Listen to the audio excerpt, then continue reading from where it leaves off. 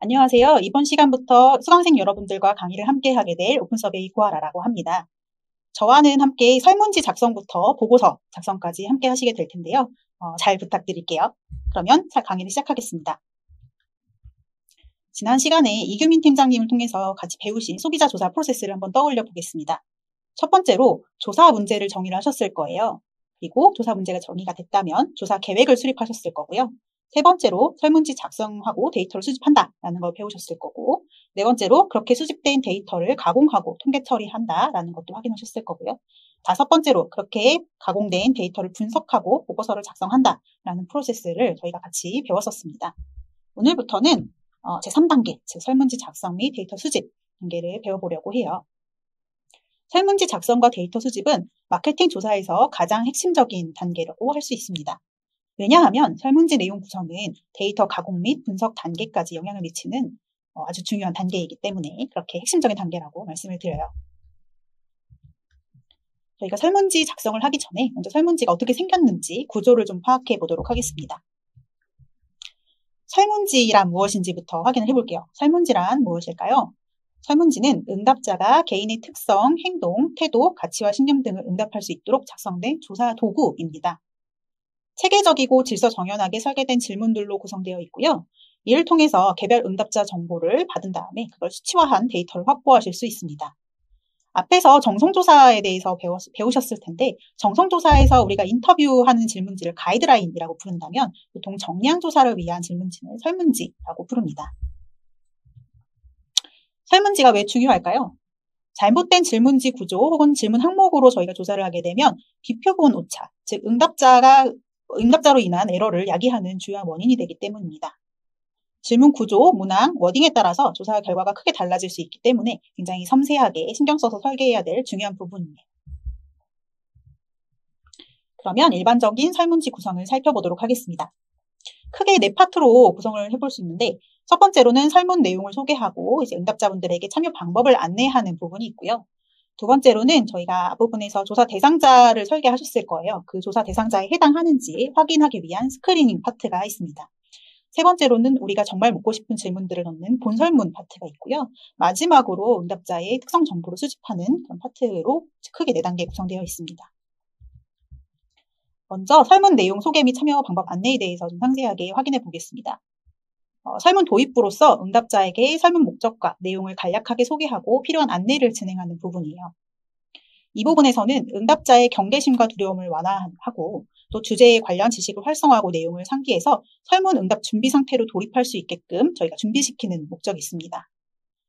여러분들도 설문지를 누가 가져와서 이거 좀 응답해 주세요 라고 이제 내밀었다고 해봐요. 그러면 굉장히 이거 뭐지? 이런 생각도 들고 그 다음에 이거 어떻게 답변해야 되지? 당황스러우실 거예요. 그래서 저희가 도입부에서는 이게 어떤 목적의 설문입니다. 뭐 어떻게 응답을 하셔야 됩니다. 이런 것들을 좀 친밀하게 가이드 드리는 파트라고 하실 수 있습니다. 조사 대상자에 대한 친밀감을 형성해서 응답을 성실하게 할 수 있도록 유도하는 부분이기도 합니다. 저희 도입부를 작성하실 때는요, 가급적 명확하고 간략하게 이제 작성을 해주셔야 됩니다. 특히 전화조사를 진행하신다면 더욱 그렇겠죠. 전화조사를 한다면 저희 보통 전화조사 딱 받으시면 어떠세요? 이렇게 바로 말하자마자 잘 듣기가 어렵죠. 바쁘시니까. 또 그렇기 때문에 가급적 명확하고 간략하게 부분을 최대한 작성을 해주셔야 됩니다.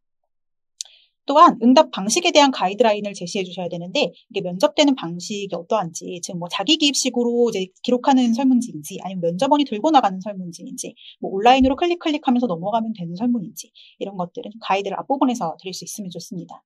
또한 민감한 주제인 경우에는 비밀 유지 관련 사항을 안내해 주시면 좋아요. 예를 들어 뭐 이번 데이터는 통계법에 따라서 보호되므로 성실하고 솔직하게 답변해 주세요. 이런 가이드를 드릴 수 있겠죠. 예시를 좀 가져와 봤습니다. 굉장히 오래된 설문을 제가 뒤적뒤적해서 꺼내왔는데, 첫 번째, 저희 파트 이거 보시면 혼수 가전조사예요. 그래서 윗부분 보시면, 안녕하세요. 저는 시장조사회사에서 일하고 있는 면접원 누구입니다. 이게 면접조사였기 때문에 면접원 소개 부분이 들어가 있고요. 이번에 저희 조사회사에서는 가전제품에 관한 의견을 알아보고 있습니다. 지금부터 제가 묻는 질문에는 맞고 틀리는 답이 없으니 누구님께서 평소에 느끼셨던 대로 솔직히 말씀해 주시면 됩니다. 또한 누구님께서 응답해 주신 내용은 단지 이런 의견을 갖고 계신 분이 몇 %라는 식의 통계 자료를 내는 데만 사용되며 누구님 개인에 대한 사항은 반드시 비밀이 보장됩니다. 바쁘시더라도 잠시만 시간을 내어주시기를 부탁드립니다. 감사합니다. 하고 소개 부분이 들어가 있죠. 살펴보시면 면접원 소개가 있고요. 그리고 이게 답이 있는 게 아니기 때문에 솔직하게 응답해달라라는 요청이 들어가 있고, 그리고 이게 통계 자료를 위한 목적으로 이제 조사가 되는 거지 개인에 대한 분석이 아니다라는 내용이 들어가 있습니다. 아래 부분을 보시면 응답자 성명, 전화번호, 이메일, 이동전화, 주소 이런 칸이 보이실 텐데, 이건 면접조사이기 때문에 면접원분들이 이제 면접을 한 응답자분들의 정보를 기재하는 란이고요. 아래는 응답자 쿼터, 저희가 앞에서 설정한 쿼터 어디에 해당하는지를 체크할 수 있게 구성이 되어 있습니다. 이건 저희가 면접원들이 들고 나가는 면접형 설문지이기 때문에 참고만 해주시면 될 것 같습니다. 요새는 모바일이나 온라인으로 조사가 더 많이 진행되고 있기 때문에 모바일에서 도입부를 어떻게 진행하는지에 대한 예시를 가져왔습니다. 일단 좌측에 보시면 동영상 광고 관련 조사라고 되어 있어요. 본 설문에는 동영상 광고 30초 분량 한 편 시청이 포함되어 있습니다. 동영상 광고를 보실 수 있는 시간적, 환경적 여유가 되시는 경우에만 본 설문에 참여해 주세요. 패널님의 소중한 의견이 큰 도움이 됩니다. 각 질문에는 정답이 없으니 귀하의 경험과 생각을 바탕으로 솔직하게 응답해 주세요. 라고 되어 있고요. 응답 소요 시간 5분 이렇게 적혀 있어요. 앞부분에서 이제 조사에 어떤 내용이 포함되어 있는지, 특히 이제 동영상 시청이나 이런 내용이 포함되어 있으면 반드시 말씀을 해주셔야 이분들이 어떤 조사 환경을 미리 세팅해두고 조사에 참여할 수가 있습니다. 이렇게 안내가 되고요. 그리고 여기서도 마찬가지로 정답이 없으니 솔직하게 응답해달라라는 가이드가 진행이 되고요. 응답 소요 시간이 표시되어서 내가 어떤 시간적 여유가 있을 때 참여할 수 있도록 그렇게 가이드가 되어 있습니다. 우측에 보시면 리크루팅 설문이에요. 이건 저희 정성조사 좌담회, 오프라인 좌담회 참여자를 모집하기 위한 설문인데, 오프라인 좌담회, 식품 관련 좌담회 참여자를 모집합니다라고 이제 목적이 적혀 있죠. 그리고 패널님의 소중한 의견이 큰 도움이 됩니다. 각 질문에는 정답이 없으니 귀하의 경험과 생각을 바탕으로 솔직하게 응답해주세요라고 역시나 가이드가 되어 있고요. 아래 보시면 미션 내용, 이게 이제 어떤 형태의 조사다, 그다음에 이걸 참여하면 얼마를 드린다, 그다음에 모집 기한은 언제까지다, 미션을 진행해야 되는, 즉 오프라인 좌담회에 저희가 이제 진행할 일자는 언제다라고 미리 이제 도입부에서 설명을 드려서 정말 이 시간에 참여하실 수 있는 분만 이 설문에 진입할 수 있도록 가이드를 드리고 있습니다. 그럼 이제 스크리닝 설문에 대해서 확인을 해보도록 하겠습니다. 저희가 아까 본 설문에 앞서서 본 설문에 참여하실 조사 대상자를 선별하기 위한 질문이에요. 사전에 정의된 조사 대상 조건 여부를 확인하는 질문들로 구성이 되고요. 조건이 해당하지 않으시는 경우에 본 설문 대상자로 포함시키지 않습니다. 이런 경우 스크리닝 아웃된다라고 표현을 하는데, 스크린 설문을 진행하다가 특정 응답을 하게 되면 탈락, 이런 식으로 되는 거죠. 설문이 종료되는 형태입니다. 저희 스크리닝 설문을 구성하실 때는 응답자가 본 설문 참여 조건을 눈치채기 어렵도록 구성하시는 것이 중요합니다. 예를 들어 귀하께서는 최근 3개월 내에 어떤 쇼핑몰에서 제품을 구매하신 적이 있으세요? Yes or No로 묻게 되면 이 조사는 어떤 그 채널에서 구매한 사람을 타겟팅하는 건가 보다라고 이제 응답자들이 생각을 하고 그냥 거짓으로 Yes를 누르고 들어갈 수가 있어요. 때문에 이렇게 조사 대상자를 걸러내기 위한 목적이라면 귀하께서 최근 3개월 내에 제품을 구매해보신 채널을 모두 선택해주세요라고 해서 다양한 채널 보기를 제시한 후에 우리가 목적하는 그 채널을 선택하신 분만 이후 설문에 참여시키는 방법으로 구성을 해야 합니다. 그리고 질문의 흐름을 고려하되 많이 탈락하는 조건을 먼저 배치해야 돼요. 예를 들어 최근 3개월 내에 패밀리 레스토랑에 간 20대 여성분을 찾는다고 해봅시다. 그러면 앞부분에서 최근 3개월 내에 패밀리 레스토랑에 갔는지를 묻고 그 다음에 성별 연령을 확인해서 탈락을 시키는 것보다 앞부분에서 성별 연령 조건이 맞는지를 확인한 후에 그 다음에 패밀리 레스토랑에 가신 적이 있는지를 확인하는 것이 더 바람직한 순서라고 할 수 있습니다. 그리고 민감한 설문의 경우 동종 관련 업계 종사자 여부를 확인하고 필터링하는 과정을 거칠 수 있습니다. 이게 꼭 필수는 아니지만 예를 들어 만약에 식품회사에서 신제품 컨셉을 조사를 한다고 해보세요. 그러면 다른 경쟁사의 식품회사에서 이 컨셉을 보기 원하지 않으시겠죠. 그런 경우에 동종업계에 종사하는지 여부를 체크해서 필터링 하실 수 있습니다. 또한 최근 관련 주제 조사에 참여하신 경험이 본 설문에 영향을 준다고 판단될 때에는 이런 조사에 참여하신 적이 있는지 필터링하는 문항을 추가하실 수도 있습니다. 예시를 좀 볼게요. 아까 보셨던 혼수가정 관련 질문에서의 선정 질문을 가져와 봤습니다. 먼저 제일 앞단에서 성별을 확인합니다. 남성인지 여성인지. 이건 면접원분들이 직접 들고 나가기 때문에 이건 묻지 않고도 그냥 체크를 하실 수가 있겠죠. 남성은 탈락하는 형태였네요. 그래서 여성만 저희가 조사에 진입을 시키고요. 선문 1번에서는 누구님께서는 최근 6개월 내에 혼수 가전 제품 관련 설문조사나 좌담에 응하신 적이 있으신가요? 라고 해서 그 조사, 관련된 조사에 참여하신 경험이 있는 경우에 탈락을 하도록 그렇게 구성이 되어 있습니다. 이걸 왜 탈락을 시키냐면 앞부분에서 다른 설문에 참여했을 때 뭐 컨셉을 보여드릴 수도 있고 뭐 그렇기 때문에 이 경험이, 이 설문에 참여한 경험 자체가 우리 설문에 영향을 줄 수 있다고 판단되면 이 부분들은 이제 제외를 하게 됩니다. 설문 2번에 보시면 누구님 본인 또는 가족 중에 다음과 같은 회사에 근무하시는 분이 있으신가요? 라고 해서 시장조사회사, 컨설팅회사, 광고회사, 가전제품 제조회사, 가전제품 유통이나 판매 관련 회사 및 매장 이런 곳에 종사하시는 분들은 이제 대상에서 배제할 수 있도록 구성이 되어 있습니다. 아까 말씀드린 대로 민감한 설문의 경우에 동종업계 종사자를 제외하는 목적도 있지만 내가 평소에 잘 알고 있는 분야라고 생각을 해서 약간 일반적인 소비자와 거리가 멀다라고 판단되는 경우에는 이렇게 배제를 할 수가 있습니다. 네, 최근에는 이렇게 동종업계 종사자를 굳이 걸러내지는 않는 것 같아요. 그냥 이런 회사에 근무를 하시더라도 우리 소비자, 잠재적인 소비자가 될 수 있기 때문에 굉장히 민감한 설문이 아니라면 이런 문항을 굳이 넣으실 필요는 없을 것 같습니다. 설문 3번을 보시면 실례지만 결혼하셨는지요? 우리가 혼수를 구매하신 분들을 대상으로 진행을 할 거기 때문에 결혼했는지 여부를 먼저 묻고요. 결혼을 했다라고 하면 결혼하신 시기를 묻습니다. 굉장히 오래된 설문임을 알 수가 있죠. 2009년에 진행된 설문이네요. 2010년쯤에. 그래서 네, 최근에 결혼하신 분들만 저희가 조사에 참여하도록 구성이 되어 있습니다. 다음을 보시면 현재 시부모님이나 친정 부모님을 모시고 살고 계시는지요? 라고 이제 질문을 하게 되는데 이때 설명을 드리면 이때 같은 경우에 그 혼수 가전에 시부모님 혹은 친정 부모님과 함께 살고 있으면 어떤 그 구매 프로세스에 영향을 미칠 수 있기 때문에 이런 사람들은 좀 조사 대상에서 제외해달라고 하셔가지고 이건 배제하는 조건에 추가가 되었었습니다. 그리고 연령은 만으로 어떻게 되나요? 라고 이제 해서 체크가 하고 진행하게 됩니다. 연령 같은 경우에 앞부분에서 물어봐 주세요라고 했는데 여기서는 뒷부분에 그냥 체크 형태로 되어 있는 건 이게 면접조사였기 때문에 면접원분들이 대충 이제 연령대를 짐작을 하시고 설문을 쭉 한 다음에 이제 여기서 조금 민감할 수 있기 때문에 뒤에서 물어서 체크할 수 있게끔 구성이 되어 있었습니다.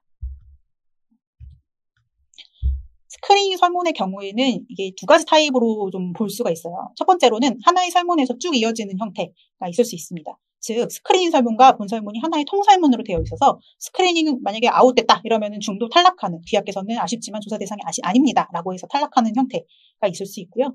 그리고 두 번째로는 스크린 설문 종료 후에 리타겟팅을 해서 본 설문을 진행하는 형태가 있습니다. 이건 최근에 모바일 조사의 경우에 이렇게 많이 진행을 하는데 스크린 설문을 하다가 갑자기 탈락되면 좀 당황스럽고 좀 화도 나고 그럴 수 있잖아요. 그런 걸 좀 배제하기 위해서 스크린 설문만 따로 먼저 묻고요. 이제 조사가 끝난 다음에, 짧은 설문이 끝난 다음에 조사 대상에 해당하는 사람만 리타겟팅해서 본 설문을 발송하는 방식입니다. 이건 모바일에서 주로 진행하는데 모바일의 경우에는 주로 그 설문을 발송했을 때, 푸시를 받았을 때 응답하는 응답률이 굉장히 높기 때문에 이런 리타겟팅 조사가 가능합니다. 하지만 온라인 조사, 책상 앞에 앉아야 되는 온라인 조사랄지 아니면 면접원들이 질문지를 가지고 나가는 면접 조사의 경우에는 1번 형태로 많이 진행이 되겠죠. 그래서 나중에 혹시 조사를 조사회사 의뢰해서 진행하시거나 할 경우에 어떤 타입으로 스크린 설문과 본 설문이 구성이 되는지 확인해 보시고 설문을 구성하시면 좋을 것 같습니다. 드디어 이제 본 설문으로 진입하게 됩니다. 저희가 스크리닝 설문을 통해 선별된 조사 대상자들에게 조사 목적을 해결하기 위한 질문을 드리는 거죠. 그래서 저희가 본 설문을 진행할 때는 아래에 지금 5가지 정도의 포인트를 잘 지켜주시면서 설문을 구성하면 되는데요. 첫 번째로 일반적인 항목에서부터 구체적인 항목으로, 쉬운 질문에서부터 어려운 질문으로, 덜 민감한 질문부터 민감한 질문으로, 중요한 항목부터 덜 중요한 항목으로, 논리적, 인과적, 주제별 순서에 맞추어서 조사를 구성하시면 좋겠습니다. 하나씩 살펴보도록 할게요. 먼저 일반적인 항목에서 구체적인 항목으로 진행한다는 건 큰 주제에서 작은 주제로 진입을 한다는 걸 의미합니다. 예를 들어 배달 서비스 이용 행태 조사의 경우에 바로 이제 우리 배달 플랫폼을 이용한 서비스에 대해서 다짜고짜 묻기보다는 평소에 배달을 어떻게 하는지, 배달 서비스를 어떻게 이용하는지를 먼저 물어볼 수 있을 것 같아요. 음식 배달 이용 빈도, 음식을 배달한다고 할 때 전화로 주문하는지, 앱을 통해 주문하는지, 아니면 업체에 직접 전화를 걸어서 주문하는지, 사이트를 통해서 주문하는지 이런 것들을 먼저 확인을 해보고 그 다음에 이제 배달 플랫폼을 통해서 주문한다라는 경우에만 배달의 민족, 요기요, 쿠팡, 이츠 등 각 브랜드에 대해서 어떻게 이용하고 계신지, 각 브랜드를 이용할 때는 어떤 프로모션을 적용하시는지, 각 브랜드의 이용 경험이 얼마나 만족하시는지, 만족하고 불만족한 이유는 뭔지 이렇게 세부 질문으로 들어가면 좋습니다. 다음으로 쉬운 질문부터 어려운 질문으로 진행하는 법칙이 있어요. 오픈 뱅킹에 대한 금융 소비자 인식 조사를 진행한다고 합시다. 그 다음으로 쉬운 질문부터 어려운 질문으로 진행하는 법칙이 있습니다. 예를 들어 오픈 뱅킹에 대한 금융 소비자 인식 조사를 진행한다고 합시다. 바로 다짜고짜 오픈 뱅킹을 알고 계세요? 어떻게 경험하셨어요? 이런 걸 묻기보다는 좀 사실 어려울 수 있는 주제이기 때문에 전반적으로 금융을 어떻게 이용하고 계시는지를 먼저 물은 다음에 오픈 뱅킹에 대해서 들어가는 것이 좋습니다. 전반적 금융 행태에서 이용 금융 서비스 유형을 파악해보고 어떤 은행을 이용하시는지, 어떤 은행 앱을 이용하고 계시는지 이런 걸 먼저 확인한 후에 그 다음에 오픈 뱅킹에 대해서 설명한 후에 알고 계세요? 뭐 경험해보셨어요? 어떤 앱을 이용하고 계세요? 이런 것들을 쭉 물어보는 거죠. 이런 식으로 조금 어려운 질문일 때는 바로 묻는 것보다는 앞단에 조금 쉬운 질문, 넓은 포괄적인 질문들을 배치하시는 것이 좋습니다. 세 번째로는 덜 민감한 질문부터 민감한 질문으로 진행하는 것이 좋습니다. 예를 들어 모텔 서비스 개선 사항 발굴 조사를 한다고 합시다. 최근에는 모텔 예약 서비스 이런 것들이 굉장히 많잖아요. 그래서 가끔 이런 조사들을 하게 되는데 바로 이제 모텔 이용 경험에 대해서 묻게 되면 좀 민감하고 당황스러우실 수 있어요. 때문에 앞부분에서 조금 더 넓은 주제, 즉 약간 앞에서 말한 두 가지와 이렇게 연결될 수도 있는데 큰 주제부터 물어서 조금 안심을 시킨 후에 뒤에 민감한 질문을 해주시는 게 좋습니다. 예를 들어 모텔 서비스라고 하면 그냥 모텔이 아닌 전반적인 숙박, 국내 숙박 이용 경험에 대해서 이제 묻고요. 그 다음에 세부적으로 모텔을 이용했다고 한 경우에 모텔 서비스 경험이 어땠는지, 만족스러웠던 혹은 불만족스러웠던 모텔 이용 경험이나 모텔 내 제공 희망 서비스 이런 질문들을 묻게 되면 더 좋습니다. 네 번째로는 중요한 항목부터 덜 중요한 항목으로 진행하는 것이 좋다라는 원칙이 있는데 특히나 질문이 많을수록 뒤로 갈수록 집중력이 떨어지게 돼요. 질문이 막 한 60개 되는데 앞부분에 열심히 응답하다가 뒤에서는 이제 점점 귀찮아지죠. 그래서 응답을 덜 하게 되는 경향이 있는 거 여러분도 경험하셨을 거예요. 그래서 앞부분에 중요한 질문을 배치해 주시는 것이 좋습니다. 예를 들어 가전제품 컨셉 수용도 평가를 해본다고 합시다. 컨셉 수용도 평가를 제일 중요하니까 앞부분에 먼저 해야겠죠. 그래서 전반적 선호도, 선호, 비선호 이유, 구매 의향 이런 것들 우리가 정말 받고 싶은 것들을 앞단에 배치를 해주고 상대적으로 덜 중요한 기타 이슈 관련한 거 예를 들어 디자인이나 피처 같은 세부 요소에 대한 의견 파악이랄지 이런 것들은 뒷부분에 배치를 해주시는 형태로 구성하시는 것이 좋습니다. 마지막으로 논리적, 인과적, 주제별 순서에 맞추어서 진행하는 것이 좋아요. 특히 응답자 인지 구조나 태도 형성 과정에 맞추어서 우리가 질문을 구성해 보는 것이 좋은데 예를 들어 브랜드 인덱스 조사를 한다고 합시다. 그랬을 때 브랜드를 우리가 어떤 경험하는 걸 생각해 보면 브랜드를 먼저 알고 거기에 대한 어떤 좋아하고 싫어하고 이미지를 갖고 이런 태도를 형성하고 그 다음에 이제 구매를 하는 단계까지 이어지게 되잖아요. 때문에 알고 좋아하고 사고 이런 과정에 맞게 흐름에 맞게 쭉 배치를 해주는 것이 좋습니다. 인지를 하고 있는지 그리고 좋아하는지 어떤 이미지를 가지고 있는지 구매를 어떤 브랜드를 구매해봤는지 주로 구매한 브랜드는 뭔지 이런 것들 순서대로 이렇게 흐름에 맞게 배치하면 좋아요. 근데 만약에 반대로 이렇게 한다고 해봅시다. 먼저 다짜고짜 구매한 브랜드에 대해서 쭉 묻다가 근데 이거 알고 계세요? 이렇게 물을 수는 없잖아요. 그렇기 때문에 우리가 이렇게 흐름에 맞게 잘 구성을 해주시는 게 좋습니다. 마지막으로 응답자 특성 파트입니다. 저희가 이제 본 설문에서 쭉 물었고, 물을 것은 다 물었어요. 그리고 이제 이 부분은 스크리닝 설문에서 확인한 항목을 제외한 응답자 특성들을 확인하게 됩니다. 주로 응답자 특성별 데이터 비교 분석 목적이기 때문에 좀 응답자 관련한 정보들을 부차적으로 물어보는 파트라고 생각해 주시면 좋을 것 같아요. 주로 묻는 질문으로는 데모그래픽 관련 정보, 예를 들어 뭐 성별, 연령, 거주 지역, 직업, 결혼 여부 등 이런 것들을 확인할 수가 있고요. 그 다음에 가구 원수, 가구 구성이 어떻게 되는지, 뭐 아이가 있는지, 남편이랑 같이 사는지, 뭐 부모님 모시고 사는지 이런 보기들, 그리고 가구 소득, 거주 형태, 거주 유형 이런 것들을 이 부분에서 질문할 수 있습니다. 물론 앞부분에 스크리닝에서 이미 확인한 거라면 여기서 이제 다시 물어볼 필요는 없고요. 그 외의 것들을 계속 물어서 나중에 본 설문하고 교차 분석, 크로스 분석을 하실 때 이용하실 수 있습니다. 응답자 특성을 이제 뒤에 배치하는 이유는 상대적으로 덜 중요해서일 수도 있고요. 그리고 본설문에 배치해서 응답 저항을 줄일 수 있기 때문인데, 예를 들어 다짜고짜 뭐 귀하께서 소득은 어떠신가요? 이런 거 물어보면 일단 조사 자체에 참여를 안 하실 수 있기 때문에 되게 본설문을 쭉 응답한 뒤에 이제 어느 정도 심리적 그 배려가 줄어들었을 때 이런 질문들을 묻는 게 좋습니다. 특히 민감한 정보의 경우에는 다시 한번 앞부분에서도 뭐 고지를 드렸지만 개인적으로 분석되지 않고 통계적으로 분석된다라는 걸 다시 한번 안내를 드려요. 그리고 뭐 소득 이런 것들은 꼭 실례지만 어쩌고 이렇게 물어보게 됩니다. 이렇게 저희가 오늘 설문 구조에 대해서 확인을 했습니다. 어떤 내용이 어렵진 않으셨죠? 다음 시간부터는 우리가 설문지를 어떻게 만드는지 실질적으로 어떻게 만드는지 이걸 배워보도록 하겠습니다. 네, 감사합니다.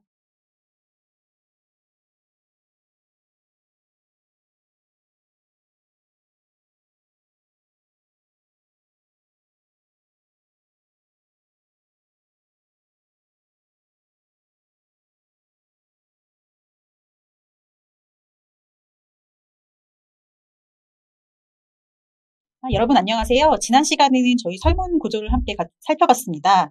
이번 시간부터는 본격적으로 설문지 작성을 해볼 건데요. 그 첫 시간으로 설문 항목 선정 및 설문 구조화에 대해서 설명을 드리도록 하겠습니다.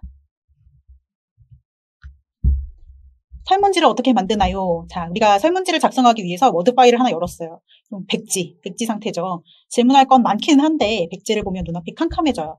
설문지 작성 어디서부터 시작하면 좋을까요?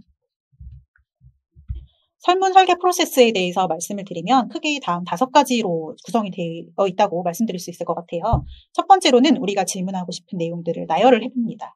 그리고 두 번째로는 그 질문한 내용들을 배치를 하는 거예요. 그걸 설문 구조화라고 부르는데 설문 구조화를 하고요. 그 다음에 세 번째로 이제 구조화된 설문에 살을 붙이는 거죠. 세부 항목별 문항 유형을 선택하고 그 다음에 네 번째로 그 각 문항별로 그러니까 응답에 참여하실 그 조건에 해당하는 사람들을 정의해 줍니다.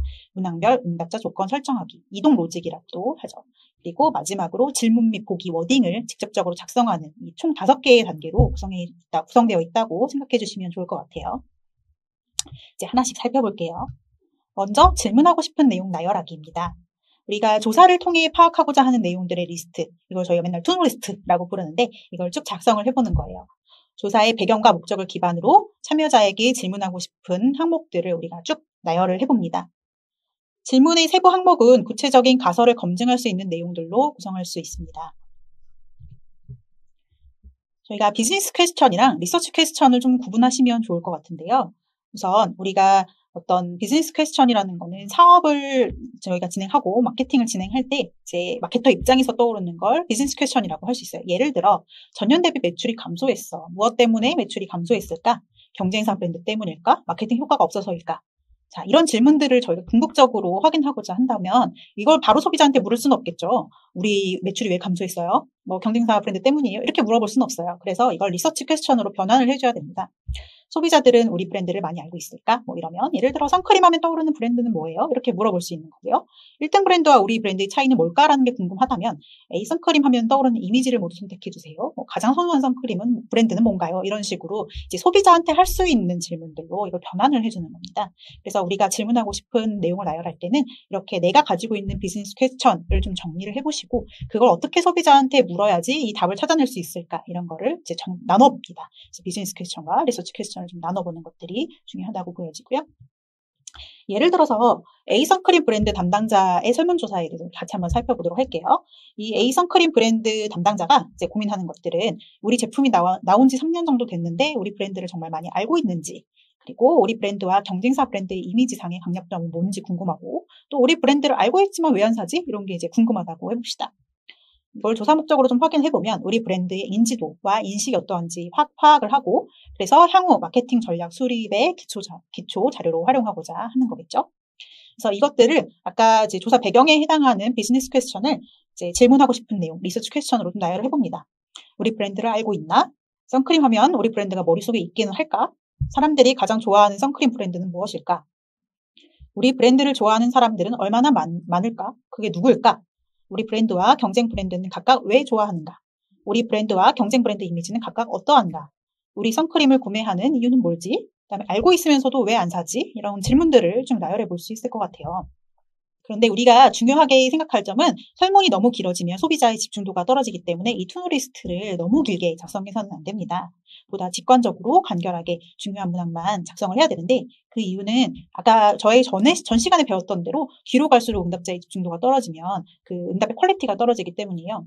특히 모바일 설문의 경우에 저희가 굉장히 그 인내하실 수 있는 시간이 상대적으로 짧은데, 왜냐면 뭐 바쁘잖아요. 다들 바쁜 와중에 설문 응답하기가 이렇게 힘들 수가 있어서 좀 더 짧게 구성하는 게 좋습니다. 저희가 권장드리는 가이드라인은 모바일 설문의 경우에 10분 이하로 응답을 할 수 있게 구성을 해야 되고, 이거는 최대한 29개 문항으로 권장을 드리고 있어요.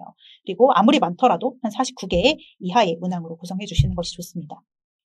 그런데 너무 많이 도저히 줄일 수가 없어요. 예를 들어 60문항, 100문항 뭐 이렇게까지 했는데 이거 하나도 뺄 수 없다라고 하면은 모바일 설문의 경우에는 이걸 나눠서 질문할 수 있습니다. 아까 저희 전 시간에 말씀드렸던 대로 모바일 설문의 경우에는 리타겟팅이 가능하잖아요. 그래서 설문을 만약에 100개의 설문, 100문항의 설문이라고 하면은 그거를 세 파트로 나누는 거예요. 30문항, 뭐 30문항, 40문항 이렇게 쪼갠 다음에 그거를 이제 첫 파트를 먼저 진행을 하고 그 다음에 시간에 텀을 두고 두 번째를 리타겟팅해서 또 보내서 응답을 하게 하고 세 번째 파트를 그 다음에 보내고 이런 식으로 나눠서 응답을 참여시키면 보다 조사 응답의 퀄리티가 제고될 수 있습니다. 설문에서 물어볼 내용이 사실 한도 끝도 없는데 이건 가급적이면 비즈니스 의사결정과 관련된 내용만 물어보시는 것이 좋습니다. 비즈니스 의사결정과 관련이 없는 문항은 가급적 삭제를 해주시는 게 좋아요. 예를 들어 베트남 시장에서 성공적으로 라면을 출시하기 위한 방안을 찾고자 하는 마케터가 있어요. 비즈니스 의사결정이 필요한 부분이 면 종류, 뭐 제품 종류, 맛, 패키지 유형, 패키지 사이즈 이런 것들이 있을 수 있는데 특히 이 회사 같은 경우에는 면 종류의 경우에 뭐 쌀국수면을 생산할 수 있는 제조 시설이 없다고 해봅시다. 그럼 이거는 굳이 물어볼 필요가 없겠죠. 어차피 어떤 걸 하더라도 우리는 밀가루 면으로 나가야 돼요. 이러면 굳이 물어볼 필요가 없어요. 그래서 다른 질문들만 위주로 비즈니스 결정이 필요한 질문들 위주로 구성을 할 수 있습니다. 자, 이렇게 우리가 질문을 쭉 리스트업 했습니다. 질문이 뭐였다면 설문 구조화라는 것들을 진행을 해야 돼요. 설문 구조화가 무엇인지 좀 살펴볼게요. 설문 문항과 보기를 작성하기 전에 신뢰성과 타당성 높은 정량 응답을 수집하기 위해서 설문지의 문항, 순서, 질문 대상, 형태 등 부분적인 요소를 결정하고 다듬어가는 과정이라고 할 수 있습니다. 저희가 이 설문지를 바로 작성하지 않고 이렇게 구조화, 즉 이렇게 설문의 아래에 보시면 이렇게 엑셀로 정리를 해볼 수가 있는데 이런 형태의 구조를 먼저 결정을 하고 작성을 하시라는 이유가 설문지를 그냥 두루루루 작성을 한 다음에 그거를 막 배치를 하고 다시 조정을 하고 이러는 게 굉장히 시간이 오래 걸리고 전체적인 구조가 잘 안 보이거든요. 그래서 우선은 이렇게 좀 문항의 구조를 정리를 한 다음에 설문을 작성하도록 권장을 드리고 있어요. 그럼 이걸 어떻게 작성하는지 우리 순서대로 보도록 하겠습니다. 먼저 질문할 항목과 순서를 결정해 봅시다. 지금 예시 보시면은 대항목, 중항목, 세부 항목이라고 되어 있는 빨간 네모칸 안에 들어있는 부분을 먼저 작성을 해보는 거예요. 자, 아까 우리 선크림 브랜드 마케터의 입장에서 어떤 질문들을 나열을 해봤어요. 그걸 가지고 앞부분 저희가 대항목, 중항목, 세부 항목을 결정을 해봅시다. 그러면 이렇게 투노리스트, 아까 우리 질문들 쭉 있잖아요. 이거를 예를 들어 구분을 해보는 겁니다. 우리 브랜드는 알고 있나는 인지, 선크림 하면 우리 브랜드 머릿속에 있긴 하나 인지, 그 다음에 가장 좋아하는 건 뭐야? 선호. 그 다음에 뭐 밑으로 내려가서 이미지는 각각 어떠하지? 이런 거 태도, 구매하는 이유는 뭐야? 구매. 그러니까 이런 것들을 조금 분류를 해보시는 거예요. 질문을. 얘는 뭐 인지 파트인지, 선호 파트인지, 구매 파트인지. 물론 여기서는 지금 뭐 인지, 선호, 구매 이런 과정에 따라서 분류를 했지만 여러분들의 질문에 따라서 꼭 이런 단계가 아니더라도 좀 분류를 해보실 수 있을 것 같아요. 이게 구매에 대한 건지 아니면 최근 구매에 대한 건지 뭐 어떤 파트에 속하는 건지 분류를 해보실 수 있을 것 같아요. 그래서 이 질문 투노 리스트를 질문 항목으로 변환을 해보는 겁니다. 예를 들어 우리 브랜드를 알고 있나라는 거는 특히 이제 설문에서 자주 얘기하는 거는 보조인지라는 표현을 많이 쓰죠. 보조인지. 그다음에 선크림은 우리 브랜드가 머릿속에 있긴 하나 이건 상기라고 많이 불러요. 마케팅 용어로 최초 상기, 비보조 상기 이런 용어들이 있기 때문에 이렇게 그냥 조금 단출하게 적는 겁니다. 뭐 가장 좋아하는 선크림 브랜드는 뭐야? 최선호 브랜드. 이렇게 이제 우리가 조금 더 간략하게 쓸 수 있잖아요. 이런 걸 좀 정리를 해본 다음에 이것들을 이제 각각 구분에 따라서 순서에 따라서 배치를 해보는 겁니다. 엑셀에서 정리하시면 순서 변경이 굉장히 용이하기 때문에 엑셀에서 이 작업을 하시길 권장을 드려요. 자, 리스트를 작성하고 그 다음에 그걸 분류를 하고 그 다음에 그걸 질문 항목으로 조금 간결하게 표현을 해보고 걔를 다시 한번 배치를 하시는 겁니다. 우리 앞에서 배웠던 대로 뭐 인지, 태도, 구매 이 순서대로 가기 때문에 인지에 해당하는 거 앞에다 다 몰아주고 그 다음에 태도, 그 다음에 구매 이런 식으로 배치를 하는 거예요. 우리가 이런 배치를 할 때 주의사항을 좀 살펴볼게요. 질문 항목은 참여자가 질문자와 같은 선상에서 이해하고 답변할 수 있도록 논리적이고 체계적인 순서로 배치를 해야 합니다. 앞에서 잠시 예로 들었지만 이분들이 잘 모르는 거에 대해서 다짜고짜 묻는다거나 아니면 좀 민감한 질문에서 앞에서 묻는다거나 이런 것들은 주의를 해주시면서 조정을 해주시면 좋을 것 같아요. 설문 참여자가 의식의 흐름에 따라 어색함 없이 답변할 수 있도록 배치를 해주시면 좋습니다. 우리 전 시간에 배웠던 거 다시 한번 짚어볼게요. 일반적인 항목에서 구체적인 항목으로, 쉬운 질문에서 어려운 질문으로, 덜 민감한 질문에서 민감한 질문으로, 중요한 항목부터 덜 중요한 항목으로, 논리적, 인과적, 주제별 순서에 맞추어서 이렇게 배치를 해주시면 좋습니다. 기준이 모호하면 정확한 응답을 얻을 수 있어요. 얻을 수 없어요. 우리가 그 기준이 모호하게 되면은 사람들이 어떤 걸 기준으로 응답해야 되지? 이게 굉장히 다들 저마다의 기준에 따라 생각하기 때문에 우리가 설문자가, 이제 조사자가 질문을 할 때에는 특정 경험, 내지는 특정 브랜드, 제품 이런 걸 찍어서 응답을 할 수 있도록 해야 합니다. 예를 들어서 패밀리 레스토랑을 어떻게 이용하세요? 라고 그냥 전반적으로 묻는다고 하면 어떤 걸 기준으로 응답해야 될지 저마다 이제 응답자마다 생각하시는 것이 다를 거예요. 뭐 1년 내에 기준으로 응답을 한다던가 아니면 그냥 최근의 경험을 가지고 응답을 한다던가 이게 다 다르기 때문에 가장 최근에 뭐 패밀리 레스토랑을 방문하셨던 경험을 바탕으로 응답해 주세요. 이런 식으로 이제 조금 더 구체화해서 질문할 수 있도록 그 설문을 구조화해 주시면 좋을 것 같아요. 그리고 앞 질문이 이후 질문에 응답에 영향을 줄 수 있음을 고려하셔서 배치를 해주셔야 됩니다. 가끔 이런 경우가 있어요. 앞 질문에서 뭔가 노출을 해요. 보기 내지는 질문으로서 노출을 하게 됐을 때 이게 이제 뒷부분에 뭔가 영향을 줄 수 있다. 이러면은 민감하게 그 영향을 다 줄 수 있거든요. 그래서 그 순서를 잘 고려하셔서 배치를 해주시는 게 좋습니다. 우리가 이렇게 해서 대항목, 중항목, 세부 항목 이거는 꼭 정해진 건 아니지만 이런 식으로 배치를 해볼 수가 있었어요. 그러면 이제는 세부 항목별 문항 유형을 선택해야 합니다. 각 세부 항목을 어떤 유형의 문항으로 구성할 것인지를 작성해 보는 거예요. 문항 유형이라고 하면 뭐 객관식, 주관식 뭐 이런 형태들이 되겠죠. 실제 질문지 구성에 바로 적용할 수 있도록 구체적으로 작성해 주시는 것이 좋아요. 예를 들어 객관식 이렇게만 적는 것보다는 객관식의 경우에도 이게 단답형 질문을 할 건지 아니면 복수로 선택할 수 있게끔 내가 옵션을 줄 건지 순위형 1, 2, 3순위로 선택할 수 있게 줄 건지 이런 세부적인 것들을 이 구조화 단계에서 먼저 잘 정의를 한 다음에 이후에 이제 질문을 작성할 때 훨씬 수월합니다. 이런 식으로 아까 우리 그 표에서 보면 문항 유형 이렇게 작성하는 것처럼 옆에다 붙이는 거죠. 문항 유형에 대해서 좀 살펴볼게요. 문항 유형은 크게 이제 응답 유형이냐 혹시 척도 유형이냐에 따라서 좀 나눠볼 수 있는데 응답 유형이라고 하면 여러분들이 잘 아시는 것처럼 뭐 객관식과 주관식으로 나눠볼 수 있습니다. 객관식은 단수응답, 복수응답, 순위형, 척도 문항 이런 식으로 이제 뭔가 응답자가 뭐 기재를 하지 않고 주어진 옵션 내에서 선택할 수 있는 것들을 우리가 객관식이라고 하죠. 그리고 주관식은 역시나 뭐 세부적으로 나눠보자면 단답형, 서술형, 숫자 주관식 이런 것들이 있을 수 있어요. 단답으로 뭐 브랜드를 단순히 응답을 한다거나 아니면 서술형, 뭐 왜 싫어하세요? 이런 것들은 다 서술형이 되겠죠. 그리고 뭐 비율을 나눠본다거나 이런 것들은 뭐 원 단위로 적는다거나 이런 거 숫자 주관식에 해당하고요. 이게 응답 유형이 있고 또 척도 유형으로 이거는 조금 더 학문적인 건데 살펴보도록 하겠습니다. 척도 유형 경우에는 명목 척도, 서열 척도, 등간 척도, 비율 척도 이렇게 4개가 있어요. 이게 굉장히 조사에서 중요한 건 아닌데 이걸 조금 잘 구분해 주시면 좋은 게 나중에 분석할 때 저희 분석 툴 뭐 SPSS나 아니면 다른 분석 그 툴에서 어떤 옵션을 설정할 때 중요할 수가 있어서 이 부분을 알고 가시면 좋을 것 같아요. 명목 척도라는 것은 순서나 수치가 의미 없는 범죄의 구분만을 위한 척도. 예를 들어 남자, 여자 이런 건 순서가 있는 게 아니라 그냥 뭐 남자야, 여자야 이런 걸 구분하기 위한 거잖아요. 이런 건 다 명목 척도에 해당합니다. 서열 척도는 특정 대상 간 순서나 서열이 의미가 있는 척도로 등간의 개념은 없어요. 예를 들어 학력, 중학생, 초등학생, 중학생, 고등학생 이런 경우에는 어떤 그 순서는 있겠지만 그 사이의 간격이 어느 정도다. 뭐 이런 거는 의미가 없잖아요. 등수. 뭐 1등, 2등, 3등의 순서는 있지만 1등과 2등의 차이가 얼마큼 정해져 있는 건 아니에요. 그래서 이런 것들은 서열 척도라고 이제 보시면 될 것 같습니다.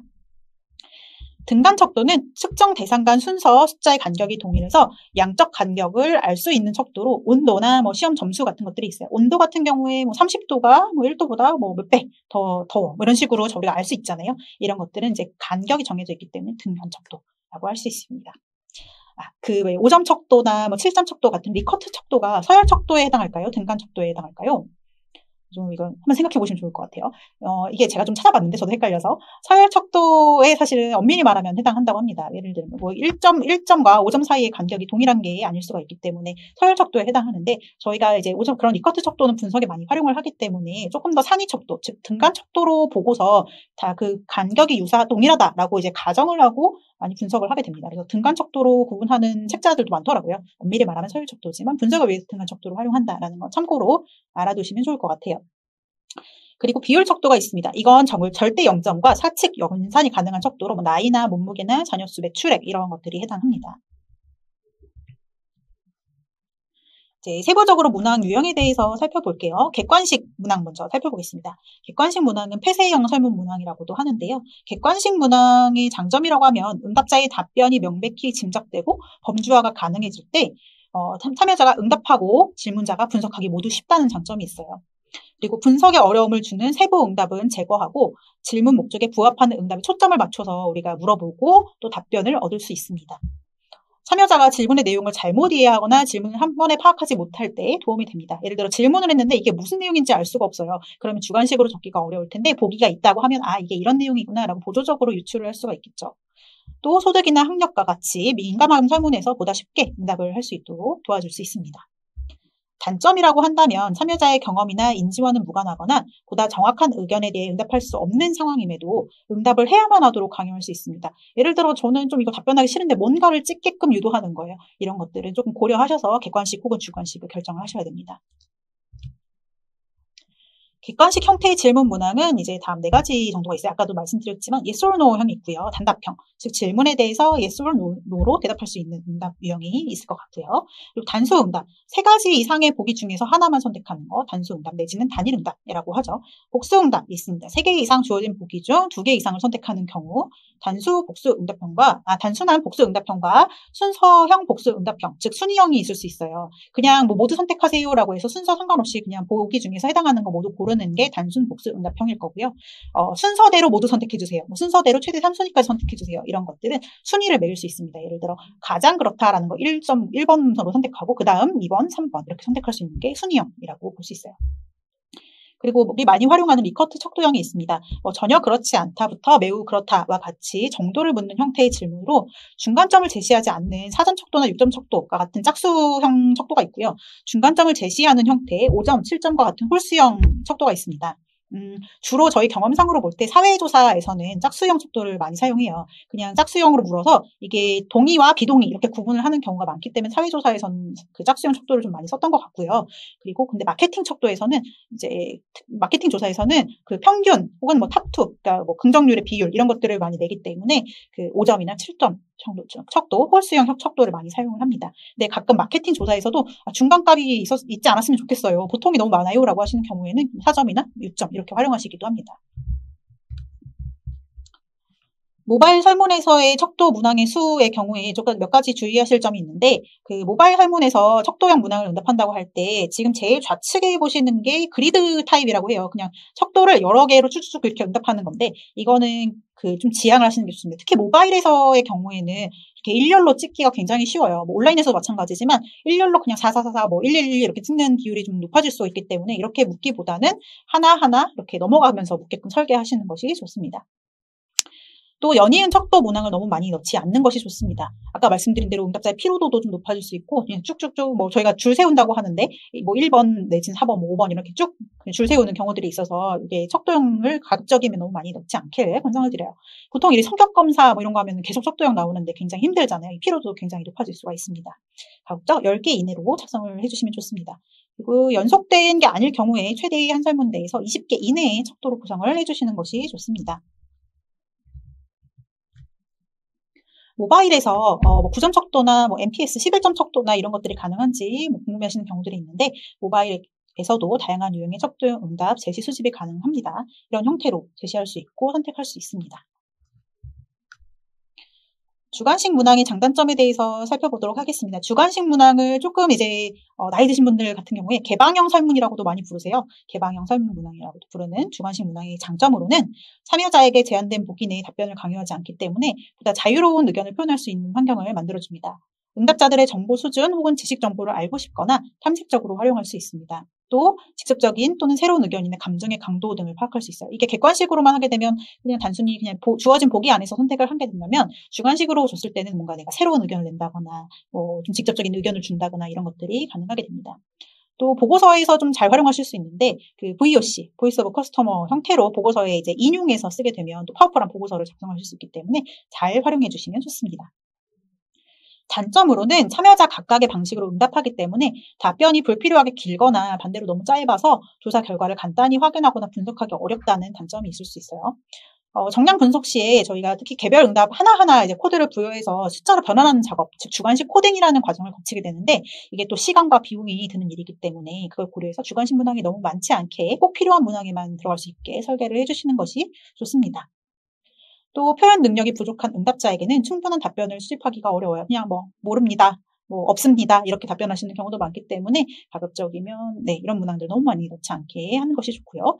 응답 피로도가 높아지기 때문에 다음 문항 참여에 영향을 미칠 수 있어서 특히 앞부분에 주관식 문항을 너무 많이 배치한다거나 이런 건 지양해 주시는 것이 좋습니다. 주관식 문항의 경우에는 서술형 주관식 문항과 숫자 기입형 주관식 문항이 있다고 말씀을 드렸어요. 모바일에서 구현되는 형태를 보시면 다음과 같습니다. 서술형 주관식 문항이고요. 이건 영어이기 때문에 그냥 참고해주세요. 어떤 형태로 제시된다 정도만 참고해주시면 좋을 것 같고요. 숫자 기입형 주관식 문항에는 페이지 단위랑 같이 응답을 할 수 있게끔 되어 있습니다. 숫자 기입형 주관식 문항의 경우에는 단위를 설정해 주셔서 정확하게 답변을 받는 것이 좋아요. 예를 들어 원 단위로 받을 건지 아니면 뭐 1,000원이나 10,000원 단위로 받을 건지 이런 건 잘 정의를 해주시고요.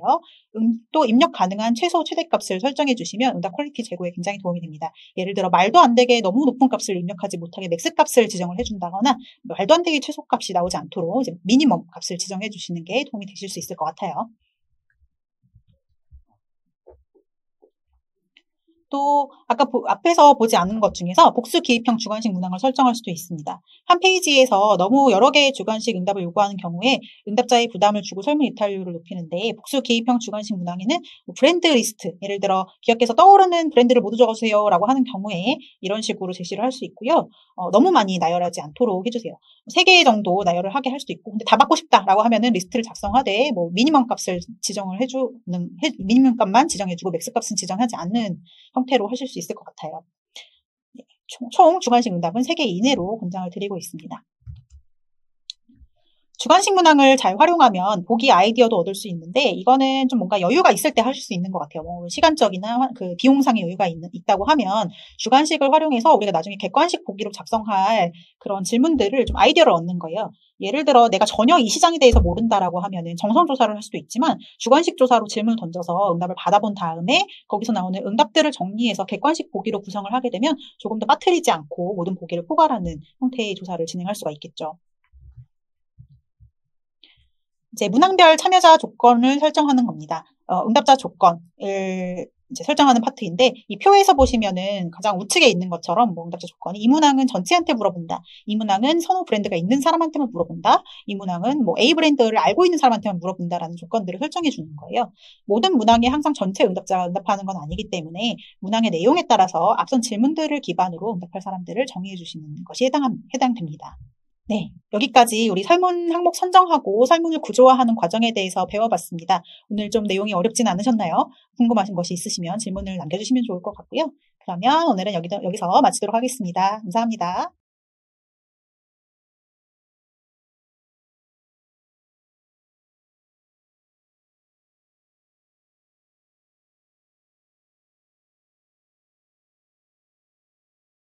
여러분 안녕하세요. 지난 시간에는 저희 설문 구조화 작업에 대해서 배워봤습니다.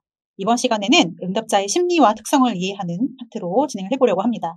왜 갑자기 응답자 심리와 특성을 이해해야 하는가?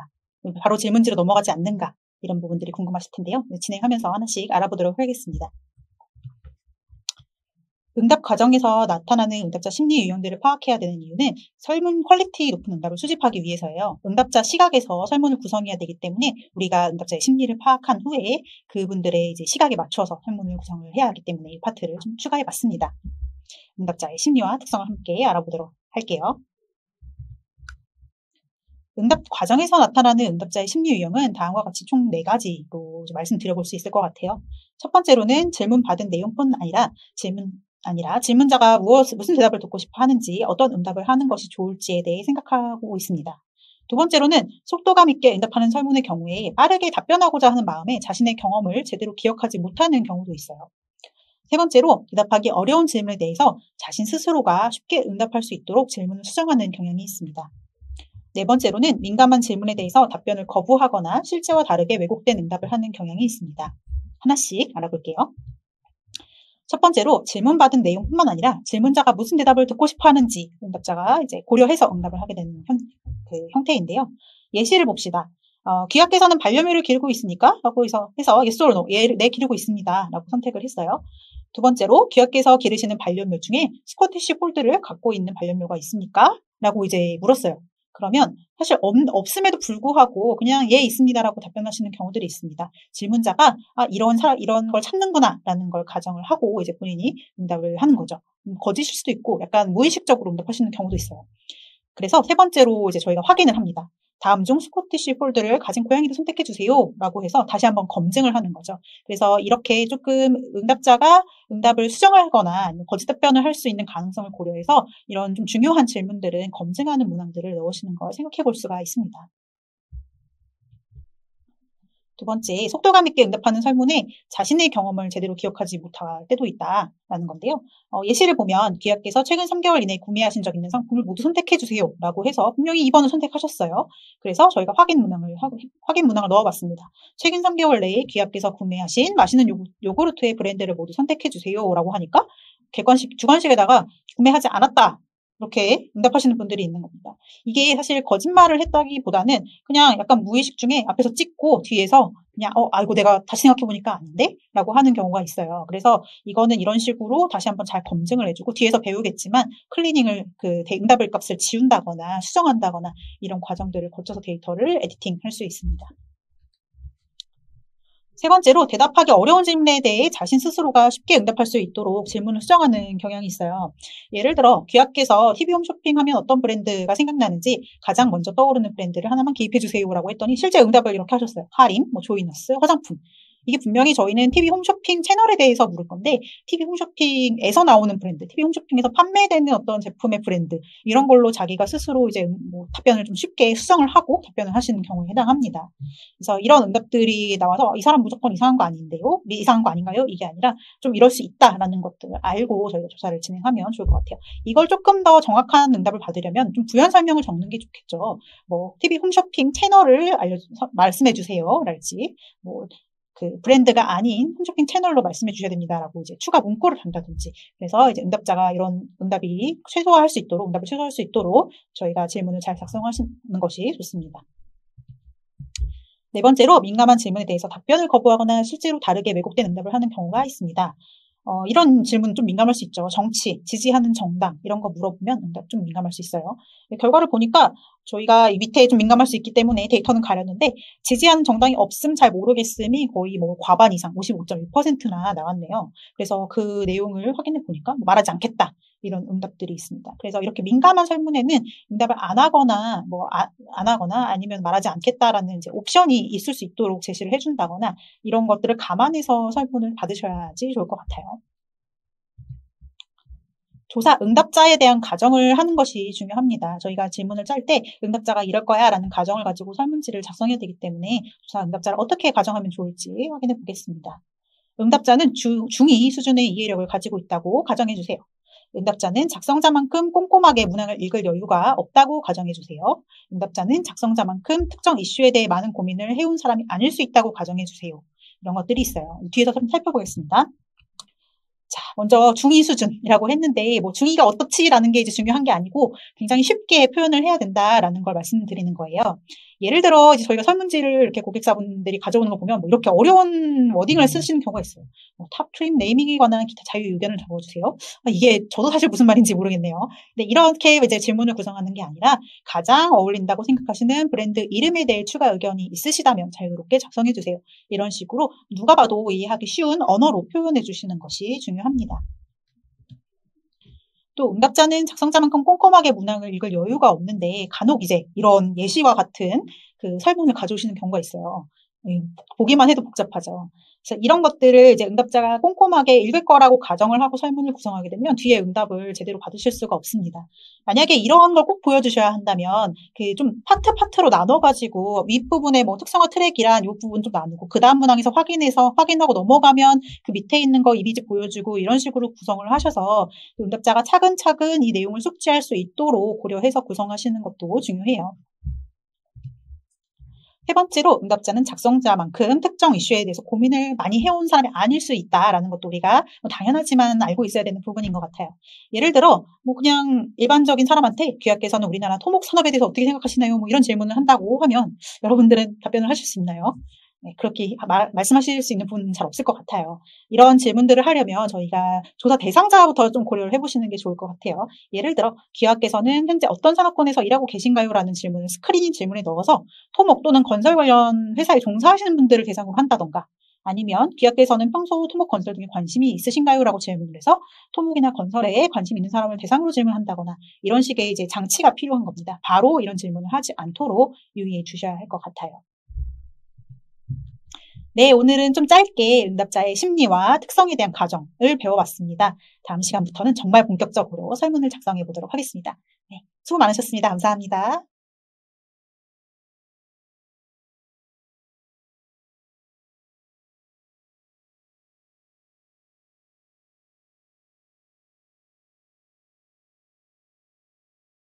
네, 안녕하세요. 지난 시간까지 저희가 응답자의 심리와 특성에 대한 가정을 배워봤습니다. 이제부터는 정말 설문 워딩, 보기를 작성해 볼 건데요. 설문 및 보기 작성법에 대해서 같이 배워보도록 하겠습니다. 질문 및 보기를 작성하실 때 주의사항들이 있어요. 생각보다 좀 많을 수가 있는데 사실 하나하나 살펴보면 그렇게 어렵진 않을 것 같아요. 하나씩 보겠습니다. 먼저 일반적이고 쉬운 단어와 표현을 사용해 주세요. 편의점을 방문하는 빈도가 어떠신가요? 라는 질문보다는 편의점을 평소에 얼마나 자주 방문하시나요? 이렇게 풀어서 빈도라는 표현보다는 사실 얼마나 자주 방문하냐 이런 게 더 쉽잖아요. 그래서 그렇게 조금 더 쉬운 표현으로 이제 작성을 해주시면 좋을 것 같고요. 그리고 두 번째로 단어의 의미를 명확하게 표현해 주시면 좋습니다. 예를 들어 평소 운동을 하시나요? 라고 질문하게 되면 이제 응답자는 평소 운동을 하는 게 뭐지? 내가 이게 평소 운동을 하는 건가? 약간 아리까리 할 수 있어요. 그래서 이제 질문을 하실 때 평소 월 1회 이상 숨이 차거나 땀이 날 정도의 운동을 하십니까? 이런 식으로 이제 조사자가 규정한 어떤 정의를 제시하면서 이게 맞는지 확인하는 형태로 설문을 구성해 주시면 좋습니다. 여기는 뭐 노동재회 이런 것도 좀 구현을 했네요. 그리고 짧고 명확하게 질문을 작성해 주시면 좋습니다. 예를 들어 기업께서는 과거 1년 전과 대비해 볼 경우에 현재 사용하시는 조미료 양이 어떻게 달라졌습니까? 이렇게 길게 묻는 것보다 조금 더 짧게 축약해서 지난 1년 전에 비해 현재 조미료 사용량이 어떻게 달라지셨습니까? 라고 질문하는 것이 더 좋습니다. 네 번째로 민감한 주제는 선택형 보기를 제시해 주시는 것이 좋아요. 월 평균 소득은 얼마이신가요? 구체적인 금액으로 알려주세요. 무슨 소득을 묻는데 내가 구체적으로 이게 뭐 세전인지 세후인지 구체적인 금액 생각도 안 나는데 어떻게 적어야 되는지 되게 민감한데 왜 물어보지? 별 생각이 다 들 수가 있어요. 그렇게 하기보다는 월 평균 소득은 얼마이신가요? 다음 중 해당하는 보기. 그래서 이제 소득 구간을 레인지로 주고 거기서 선택하실 수 있도록 해주시면 좋습니다. 이 질문 같은 경우에는 세전 세후 기준도 작성을 해주시면 더 좋겠네요. 이중 부정 표현은 금지하여 주세요. 이용해보지 않은 제품을 구매하고 싶은 생각을 하신 적은 없으실까요? 뭐 이렇게 작성하시는 분들 많지 않겠지만 이렇게 이중 부정을 질문을 한 경우에는 응답자가 어떻게 답변을 해야 되는 건지 이제 굉장히 혼란스럽겠죠. 그래서 이걸 바꿔본다면 이용하지 않으셨던 제품을 구매하고 싶은 생각을 하신 적이 있으신가요? 라는 식으로 이제 부정은 한 번만 써서 표현을 해주시는 것이 좋습니다. 한 번에 하나씩 확인을 하셔야 돼요. 예를 들어 서비스 센터의 전문성과 친절성에 대해 어떻게 평가하시나요? 라고 묻게 되면 난 전문성은 이렇고 친절성은 이런데 뭐에 따라서 답변을 해야 될지 당연히 모르겠죠. 그래서 하나씩 서비스 센터의 전문성에 대해서 어떻게 평가하시나요? 라고 묻고 그 다음 질문에서 친절성에 대해서 묻는 것이 좋습니다. 가급적 양방향적으로 언급하는 것이 좋아요. 그냥 단순히 전반적으로 얼마나 만족하시나요? 라고 묻기보다는 전반적으로 얼마나 만족 혹은 불만족하시나요? 라고 묻게 되면 만족에 대해서만 생각하는 것이 아니라 이쪽도 저쪽도 갈 수 있다라는 것들을 열어두고 제시하기 때문에 조금 더 좋은 표현이긴 합니다. 하지만 일반적으로 얼마나 만족하시나요? 이 표현도 많이 쓰기는 해요. 너무 민감하지 않다면 그냥 뭐 이렇게 써주실 수도 있을 것 같아요. 얼마나 만족하시나요? 정도로 표현을 해주실 수 있을 것 같은데 조금 더 좀 민감하게 보신다면 만족 혹은 불만족 이런 식으로 표현을 해주시면 좋을 것 같아요. 그리고 말하듯이 표현을 해주시는 것이 좋습니다. 기업께서는 이 제품에 대해 전반적으로 얼마나 만족하십니까? 라고 묻는 것보다는 살펴보신 제품에 대해서 얼마나 만족하시나요? 라고 친근하게 질문을 하면 이런 질문이 반복될 때 너무 딱딱하게 응답하지 않고 이제 좀 편안한 마음으로 응답을 할 수가 있을 것 같습니다. 지나치게 상세한 질문은 지양을 해주세요. 예를 들어 지난해 월평균 통신 비용을 100원 단위 기준으로 알려주세요. 여러분 월평균 통신 비용 100원 단위로 알고 계세요? 이렇게 물으면 당연히 답변을 하기가 어렵고 심지어 이제 이 설문을 종료해버리고 나가실 수도 있을 것 같아요. 이런 건 이제 응답자가 응답할 수 있겠다 싶은 수준으로 조정을 해서 지난해 월평균 통신 비용을 10,000원 단위 기준으로 알려주세요. 이런 식으로 조금 더 이제 끌어올려서 조정을 해주시는 것이 좋을 것 같아요. 지금까지 우리가 설문 작성 시의 주의사항을 쭉 살펴봤는데 보기 작성 시의 경우에는 하나만 좀 주의를 해주시면 좋을 것 같아요. 미스 원칙이라는 것이 있는데 이게 아마 들어보신 분도 계실 거예요. 어떤 사안을 분해할 때 분해되는 요소 간 중복과 누락이 없이 분석하는 원칙을 의미합니다. 즉 보기를 작성할 때 응답 가능한 내용은 모두 설문에서 포함을 해야 되고 그리고 이제 중복되면 안 된다. 보기가 뭐 중복되는 게 2번에도 있고 5번에도 있고 이렇게 되면 안 된다라는 의미죠. 그래서 이런 보기들이 전체의 어떤 답을 다 이렇게 구성할 수 있도록 구성해 주셔야 되는데 만약에 내가 이제 보기를 작성하는데 한계가 있다라고 하면은 뭐 뒤에서도 보겠지만 기타 응답각 같은 것들을 넣어서 응답자가 보기에 없다면 내가 직접 작성할 수 있도록 그런 것들을 추가해 주시는 것도 굉장히 좋을 것 같아요. 설문 및 보기를 작성하실 때 이제 이미지나 동영상을 적절히 활용해 주시면 좋은 문항들이 있어요.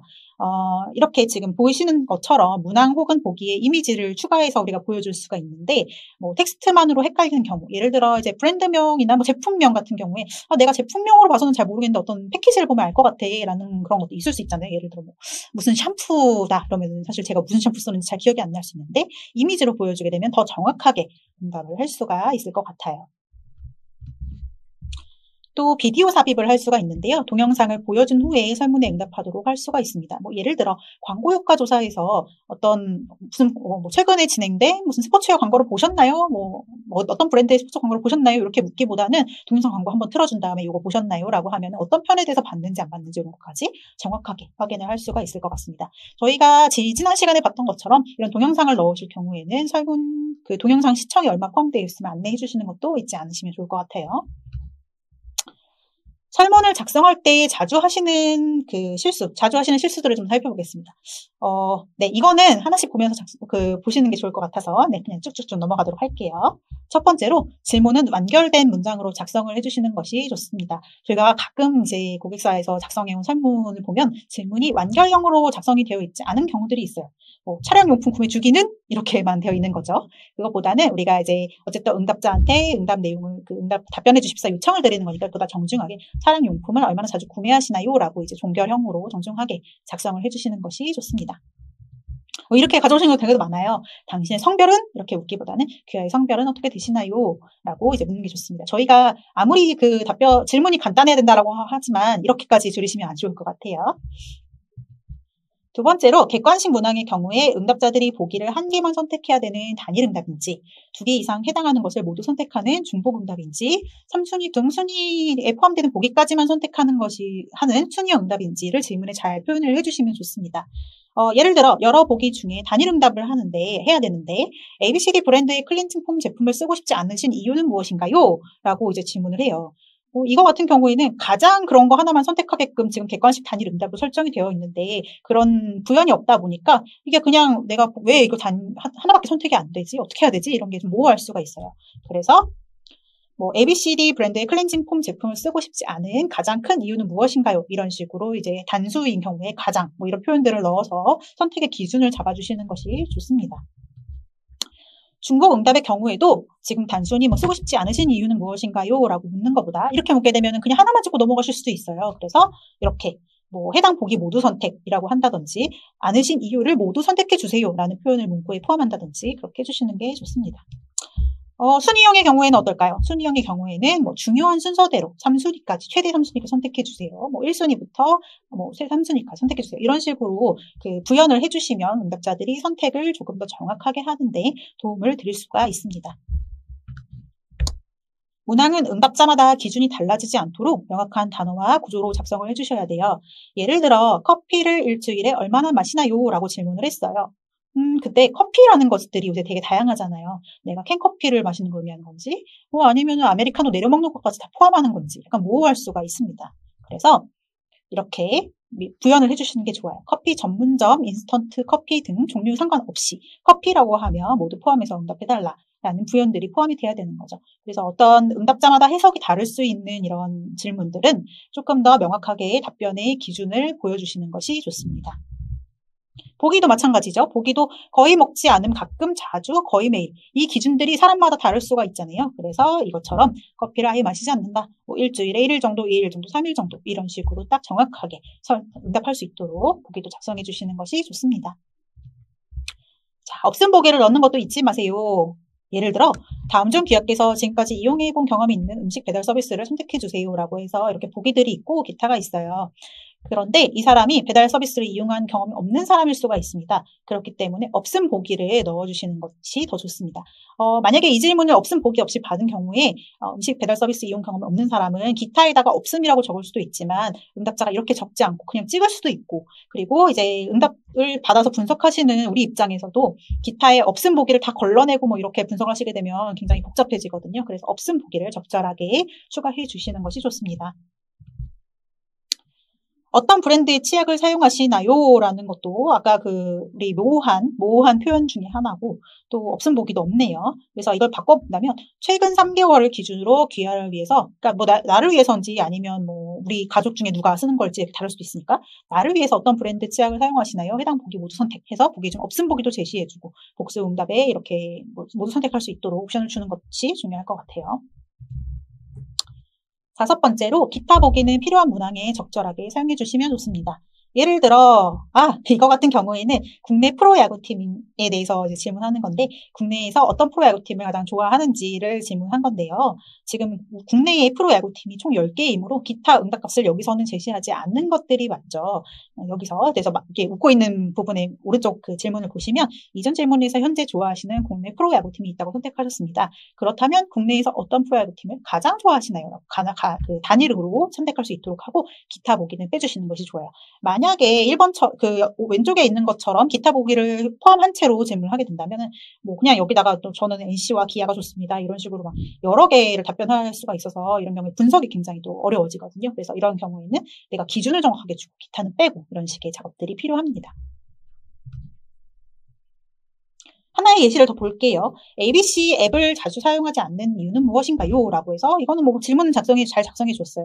그리고 1번부터 8번까지의 보기를 여러 가지 옵션으로 이제 줬는데, 만약에 기타가 없다면 아까 말씀드렸던 것처럼 뭐 여기서 해당하지 않는 것은 이제 뭐 선택을 할 수가 없는 거죠. 그래서 기타를 직접 선택하고 직접 적을 수 있게 이런 옵션들을 주는 것이 좋습니다.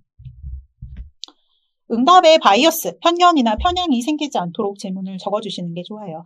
위에 있는 질문을 좀 볼게요. 최근에 발생한 어떤 사건은 정말 끔찍하고 안타까운 사건이었습니다.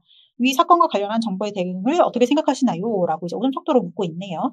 그 앞부분에 이렇게 이제 본인 조사자의 의견이 개입이 되게 되면 어떤 그 응답자 입장에서 조금 더 바이어스가 낄 수 있겠죠. 그렇기 때문에 좀 객관적인 입장에서 최근에 발생한 사건과 관련한 정보의 대응을 어떻게 생각하시나요? 라고 간결하게 객관적으로 질문을 해주시는 것이 좋습니다.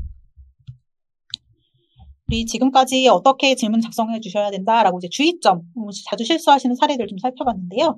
우리가 이제 질문을 다 작성을 하시고 나면 셀프 체크리스트로 한 번 더 이렇게 점검해 보실 수 있을 것 같아요. 자, 첫 번째, 이해하기 쉬운 간결한 단어로 짧게 작성해 주셨는지 검토를 해주시고요. 답변을 유도하거나 한쪽으로 치우치지 않도록 구성을 하였는지, 지나치게 먼 과거 혹은 또 먼 미래를 제시하지 않았는지, 또 한 문항에 하나의 질문만 제시한 게 맞는지, 조사 주제에 적합한 질문으로 구성한 것이 맞는지 셀프로 체크해 주시면 더 좋은 질문지를 만드시는데 도움이 되실 것 같습니다. 자, 우리 최종적으로 완성된 질문지를 한번 볼게요. 지금 그 선크림 사례예요. 네, 저희가 지지난 시간에 저희 설문 스트럭처, 즉 설문 구조화된 부분이 세부 항목까지였잖아요. 거기서 문항 유형을 추가했고 응답자 조건을 추가했었습니다. 거기에 우리가 설문지 워딩을 작성한 거, 질문과 보기를 작성한 것들이 옆에 이제 우측에 2칸 붙어 있는데요. 세부 질문 이렇게 작성할 수가 있습니다. 그래서 보통 이제 질문지를 작성하실 때 워드 설문지 혹은 뭐 한글 파일에서 작업을 하신다고 생각을 하실 수도 있는데, 이렇게 우리 스트럭처부터 쭉 이어지게 엑셀에서 작업하시는 것도 굉장히 좋아요. 그래서 이렇게 스트럭처, 즉 구조화 작업을 했다면 그 옆에다가 세부 질문열 추가하셔가지고 요거에 대한 질문 작성해 보시고 그 옆에 보기 작성해 보시고 이런 식으로 해도 좋습니다. 여기 조금 살펴보면 말씀드리고 싶은 부분이 그 Q4번 다음 중 선호하는 선크림 순서대로 3개까지 선택해 주세요, 이런 질문이 있잖아요. 그 옆에 보기에 앞에서 인지하고 있는 브랜드만 제시한다, 이런 요건들이 조금 추가가 되어 있는데, 보기 작성할 때 이렇게 조금 로직, 앞에서 선택한 보기만 제시할게요, 아니면 선택하지 않은 보기만 제시할게요, 뭐 이런 것들도 같이 적어주시면 좋을 것 같아요. 네, 설문지 작성까지 우리 이렇게 맞춰봤습니다. 어떻게 좀 어렵진 않으셨는지요? 네, 다음 이렇게 설문지를 작성하고 그다음 이제 데이터를 수집하게 될 텐데, 데이터를 수집하고 난 뒤에 데이터 분석 이제 들어가게 되겠죠. 다음 시간부터는 데이터 분석에 대해서 우리 살펴보도록 하겠습니다. 네, 너무 수고하셨습니다. 감사합니다.